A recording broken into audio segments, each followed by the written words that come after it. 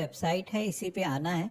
इस पोर्टल का जो लिंक है हमने आपको वीडियो के डिस्क्रिप्शन में दे रखा है। अब यहाँ पर आपको एक नया रजिस्ट्रेशन करने के लिए आपको एक ऑप्शन दिखता है रजिस्टर ऑन ई श्रम, टोटली फ्री होने वाला है। यहाँ पर आपको किसी भी तरीके के चार्जेस देने की जरूरत नहीं होगी। तो हम इसी ऑप्शन पे क्लिक करेंगे और यहाँ पर हमें अपना जो मोबाइल नंबर है वो दर्ज करना है। ध्यान रखना है यहाँ पर मोबाइल नंबर वही फिल करना है जो आपके आधार कार्ड से रजिस्टर्ड है। जो कैप्चा कोड ये दिखाया गया है सेम वैसे ही फिल करना है। और यहाँ पर आप सभी से पूछा जाता है कि गवर्नमेंट की जो स्कीम है जैसे कि EPFO, ESIC, इनका अगर आपको बेनिफिट मिलता है तो आपको बताना है। वैसे यहाँ पर हमें सभी ऑप्शन पे नो ही क्लिक करना होगा, तभी हम ई श्रम कार्ड का जो रजिस्ट्रेशन है वो कर पाएंगे। और सेंड OTP के ऑप्शन पे क्लिक करना है। अब आपके मोबाइल फोन पर एक कोड आएगा वेरिफिकेशन के लिए, वो कोड आपको यहाँ पर फिल करना है और सबमिट के ऑप्शन पे क्लिक करना है। अब यहाँ पर आप सभी को अपना जो आधार नंबर है वो फिल करना है और यहाँ पर आप सभी को ऑथेंटिकेशन मोड के सेक्शन में आपको कई सारे ऑप्शन देखने को मिलते हैं जैसे कि फिंगरप्रिंट, आइरिस या फिर OTP। अब यहाँ पर आपके पास में इनमें से कोई बायोमेट्रिक डिवाइस होगी नहीं, तो यहाँ पर OTP वाला जो ऑप्शन है इसे ही सेलेक्ट करना है।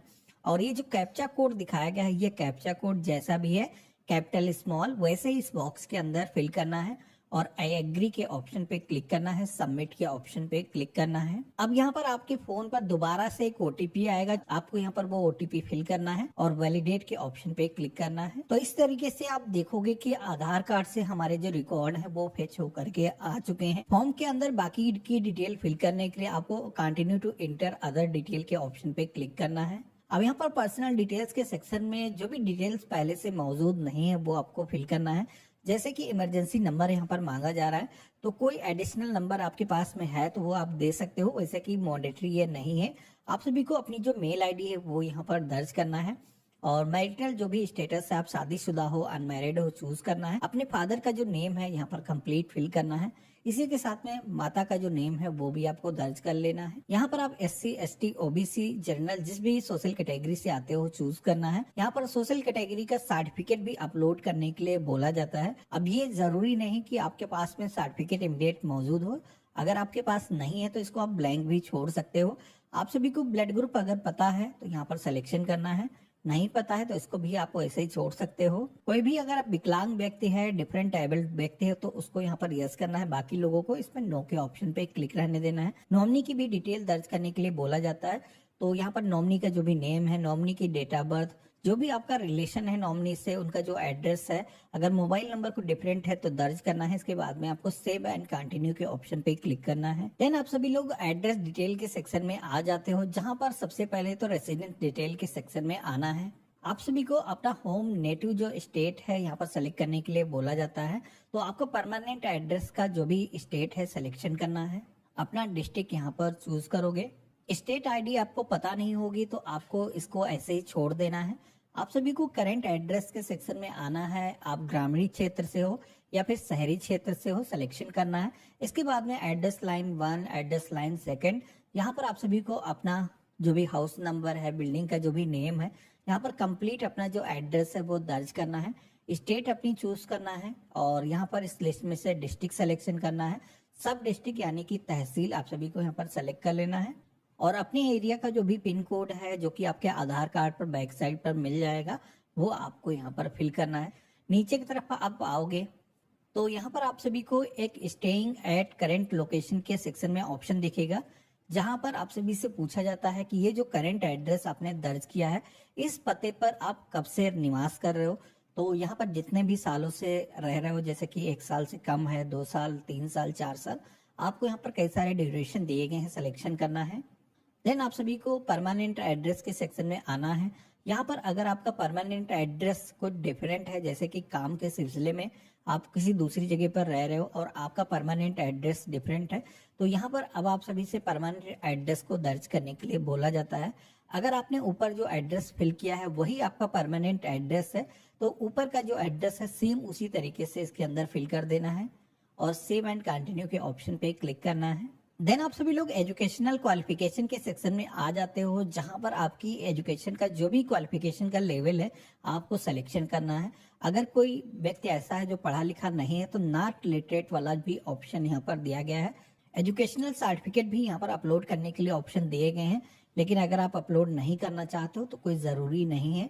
यहाँ पर मंथली इनकम के स्लैब के सेक्शन में आना है, जो भी आपकी इनकम है यहाँ पर सिलेक्शन करना है। इनकम सर्टिफिकेट भी हमारे पास है नहीं, तो हम सेव एंड कंटिन्यू के ऑप्शन पे क्लिक करेंगे। तो इस तरीके से आप देखोगे कि ऑक्यूपेशन एंड स्किल के सेक्शन में हम आ चुके हैं। अब यहाँ पर आप सभी का जो भी ऑक्यूपेशन है, जो भी आप काम करते हो, ई श्रम कार्ड आपको उसी के हिसाब से बनाना चाहिए, जिससे कि इन फ्यूचर आप सभी को ये जो कार्ड है बेनिफिट दिला सके। अब जितने भी काम होते हैं, हर काम के लिए गवर्नमेंट ने एक यूनिक कोड डिसाइड कर रखा है, जिसको एनसीओ कोड बोला जाता है। अभी जो कोड है यहाँ पर गवर्नमेंट ने एक लेटेस्ट इसकी जो फाइल है वो दे रखी है, जिसमें कि आप अपने काम के अकॉर्डिंग जो एनसीओ कोड है वो यहाँ पर फाइंड कर सकते हो।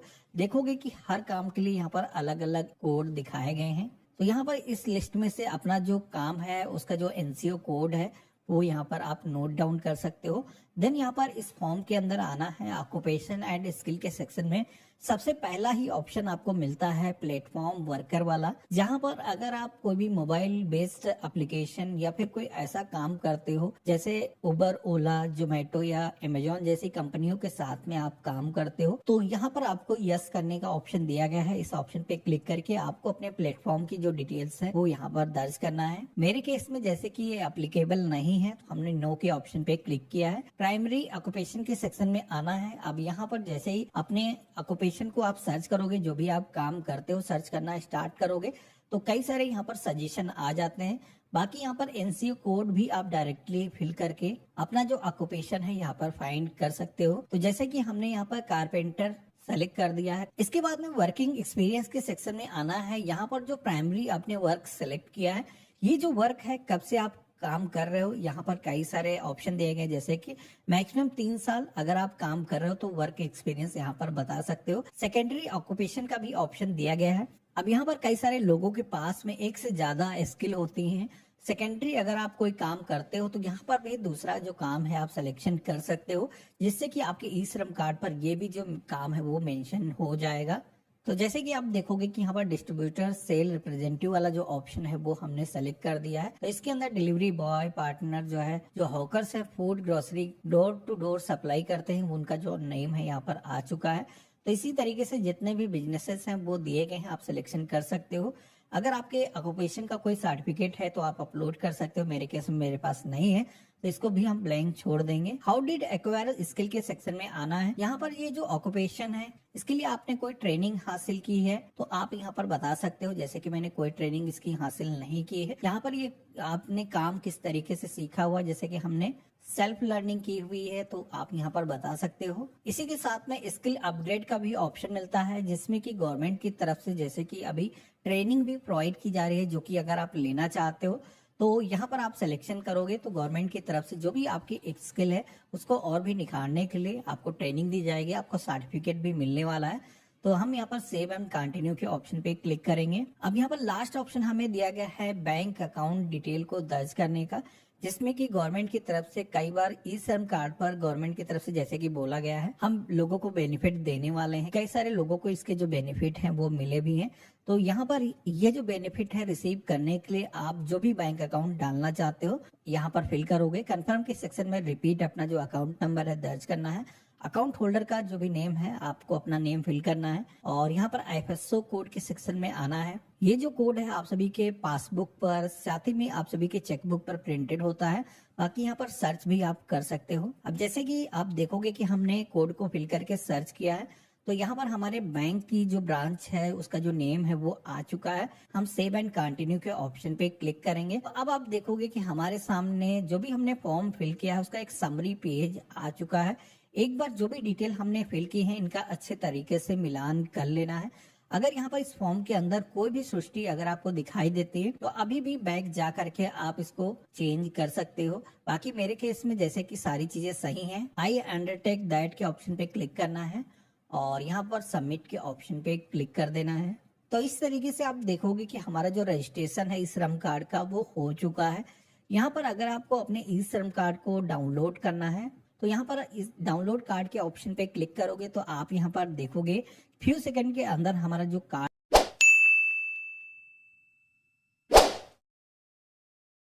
ਨੀ ਤੇਰਾ ਸੂਟ ਵੀ